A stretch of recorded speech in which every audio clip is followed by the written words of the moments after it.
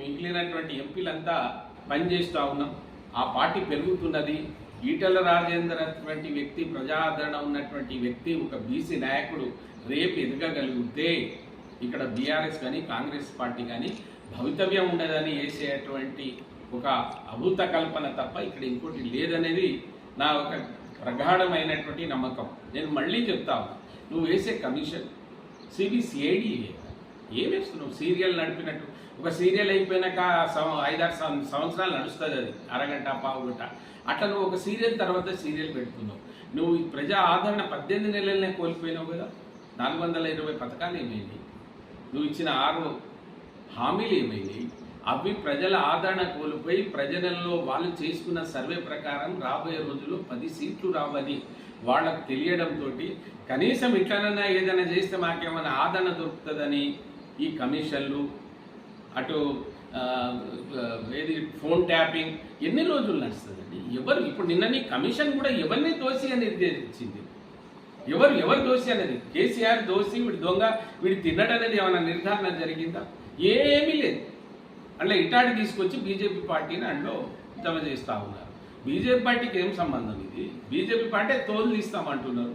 మేము అధికారంలో వస్తే మీలాగా ఈ తోలు తప్ప ఈ అటువంటి కమిషన్లు ఉండవు. తప్పు చేసినోని తోలు తీసేటువంటి వ్యక్తి మోడీ గారు. దానికి తగినట్టే మా దగ్గర మా నాయకులు ఉన్నారు. మిమ్మల్ని ఎవరు విడిచిపెడతారు? ప్రజలు మాకు అధికారం ఇచ్చి చూడండి ఒకసారి. ఈ బోకర్ గాళ్లకు, ఈ బోకర్ వేషాలకు, ఈ తెలంగాణ ద్రోహులకు ఎవడైనా తెలంగాణ వచ్చింది? ఎవడన్నా తెలంగాణ తెచ్చిన దానిలో ఎవడన్నా ఉన్నాడా? ఎంతమంది ఉన్నారు దాంట్లో? వాళ్ళకి ఏం తెలుస్తూ ఉంది? మా నీళ్లు నిధులు ఉద్యోగాలు మేము చేస్తే ప్రజలకు సంబంధించి చేయండి ఏమన్నా. ఇప్పుడు మీరు 19 నెలల్లో ఏం అభివృద్ధి, ఏం పథకాలు, ఆ ఇచ్చే బియ్యంలో మాయేనా? ఏదైనా కేంద్ర ప్రభుత్వం సోకొక్కడిది సోకొక్కడిది అన్నట్టు నువ్వు చేసేటువంటి తత్వం మాకు నచ్చడం లేదు. మీరు ఒకటే ప్రశ్న, ఎవరైతే ఈటెల రాజేందర్ గారు ఆర్థిక మంత్రి ఉన్నప్పుడు ఆయనకు సెక్రటరీగా ఉన్నటువంటి వ్యక్తి ఇవాళ చీఫ్ సెక్రటరీగా ఉన్నాడు కదా, సిఎస్గా. మరి ఎవరిని పెట్టాలి? ఎవరు అధికారులను ముందు ఇది చేస్తారు కదా.